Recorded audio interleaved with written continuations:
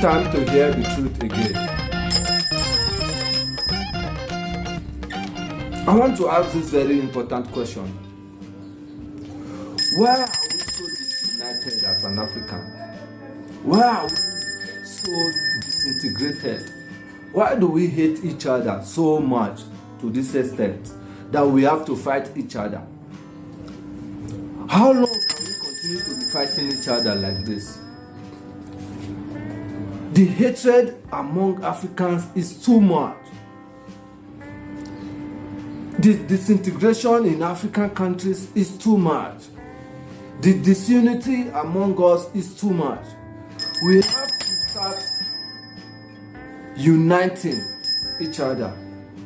That is the only way we can progress in Africa. Unity is very important for us.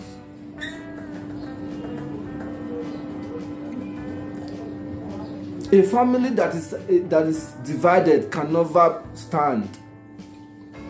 There is nothing that is going to work when you are divided. Unity is very important in Africa.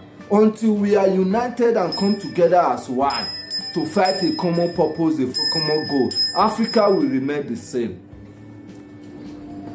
We always blame our leaders, yes, for their greed and their corruption. Yes, but another thing that is dragging us backward is this disunity. We are not united at all. In Africa, everybody feels that they are on an island. They can survive on their own. Nobody can survive on their own. Everybody, we need each other. We need our neighbors to do everything. You can't stand on your own. For one or two things, you will need someone. Let us unite. Let us come together. Let us integrate. That was the reason why during the COVID-19, when we were seeking, Africans were seeking for vaccine, we needed vaccine. We are going to Europe to seek for vaccine to vaccinate Africans against COVID-19. They find it difficult to give us vaccine, to sell vaccine to us. It's not like they're giving us for free. We want to buy, but yet they were holding it for their own citizens. That is unity for them. They are united. They want their city the best for their citizens. But we in Africa, they were holding it. They didn't want to give us vaccine. You see?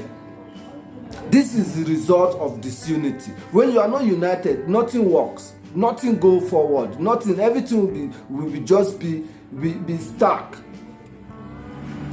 The best way to conquer poverty, the best way to conquer poverty is through unity. A family that is not united can never stand. Nothing is going to work when you are not united. We must be united as an African for us to be able to compete with the world power. For us to be able to, for African to meet a full potential among global powers. Disunity does not help. Disunity does not bring out any good fruit. We should be united so that when things happen, we can able to come together and plan our way forward. But here in Africa, everybody is on their own. Things does not work like that. You have to be united. We must be united so that things can move forward for us. Africa can live to our potential. We cannot continue to be disunited like this, disintegrated, hatred everywhere. Black man hate a black man. I was watching President Cyril Ramaphosa of South Africa the other day when he was telling the president of France, Emmanuel Macron, during their summit in France. He told him that during that COVID-19 period, Africa look like we are beggars. We are begging for vaccine. We are begging to have vaccine for us to vaccinate ourselves against COVID-19 in Africa. Thank you very much, President Macron. Let me start off by saying, President Lula, don't worry. When we have the BRICS meeting, the issue of currency is top on the agenda. So we are going to discuss it. President Macron, I just want to start off on a very positive note in terms of what I think is evolving here. I think there is consensus that is clearly embraced by everyone that we need to address climate and poverty because they go together. There's a nexus. And as it were, we need to burn the candle on both sides. So that's important. So that's agreed. And we all recognize and accept that we need capital at scale to address the key challenges that many countries in the world face, particularly the developing economy countries. And we also would be agreed that there needs to be more cooperation and coordination between your development banks, multilateral development banks, and the private sector. There needs to be coordination so that there is no fragmentation, which you kept talking about. But I think what is important to many of us is that there should be solid consensus on the reform of the financial architecture of the world. Because without that reform, the dreams and the objectives that we have to address our challenges will not be realized. And those reforms need to touch on a whole range of issues. Mr. Mo Ibrahim yesterday even spoke about something that we may think is insignificant, that the boards of directors of your multilateral institutions are not made up of independent directors. They are largely internal people or shareholders. So that in itself, for us, it's an important reform. We also need to look at the distribution of the special drawing rights. I find it a bit difficult to be told that this is set in the rules and it will forever be like that, and that it's either you get 0 or you get 34 billion. In our view, this is not a zero-sum game. It's a game where we all need to be dealt with equity in an equitable manner. And there is a need for reform in that regard as well. And the other important thing for this to happen, it will help us not to participate as unequal cousins in these institutions. It will help us to participate fully, and so that we don't have a sense that we are beggars, that we are being dealt with out of generosity. I think it's important in the new era that the world is in now that there should be a good measure of equality among sovereign nations.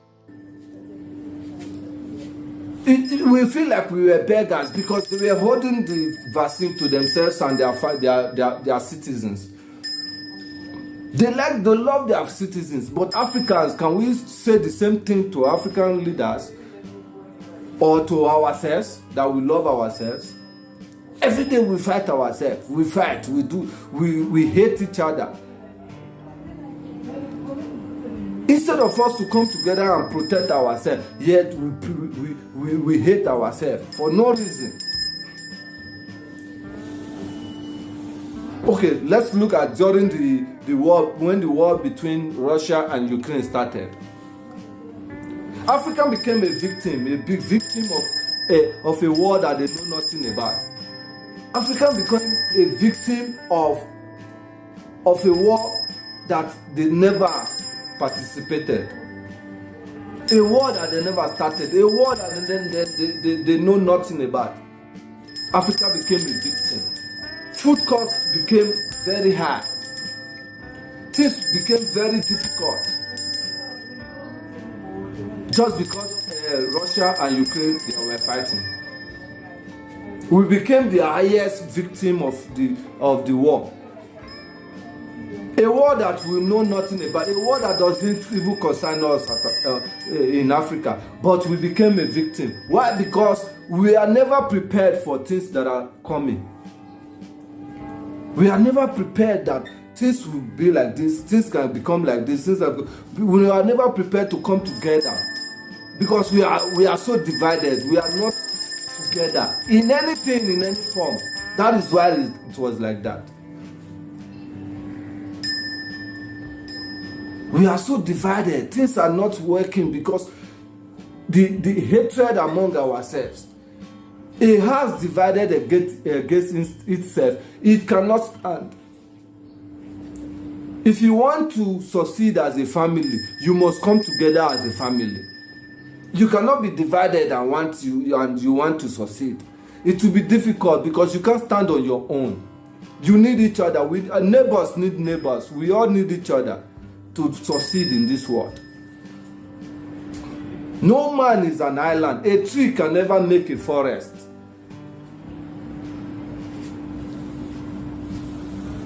A drop of water cannot make an ocean.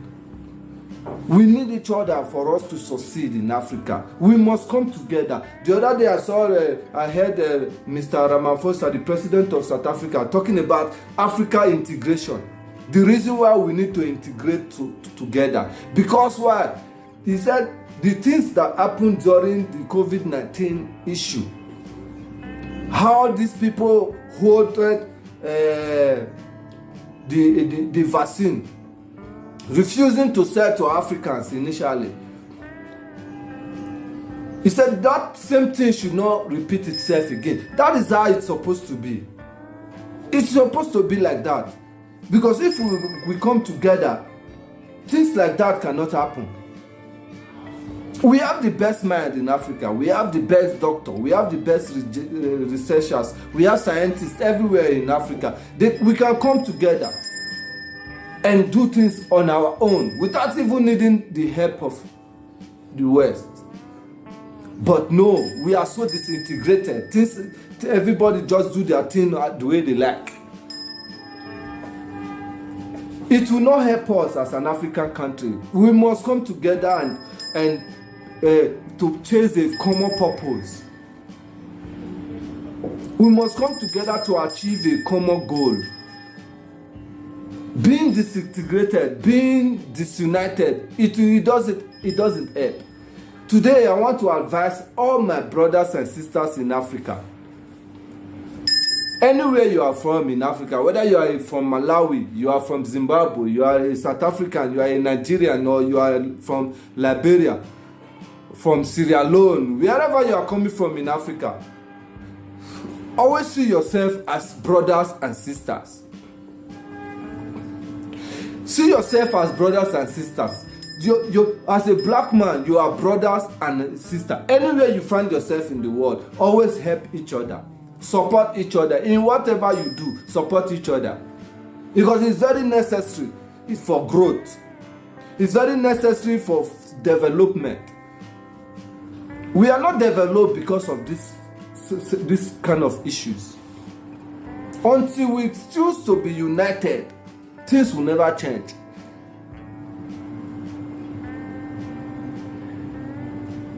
Things will not change.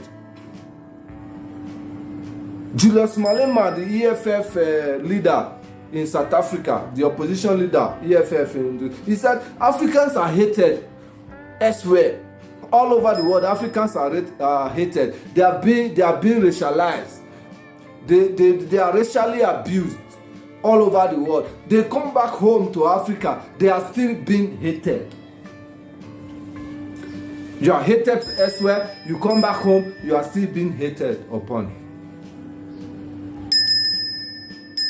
It is not fair. We cannot be like this. Things have to change. We must learn to love each other. Love your neighbor as yourself, according to the Bible.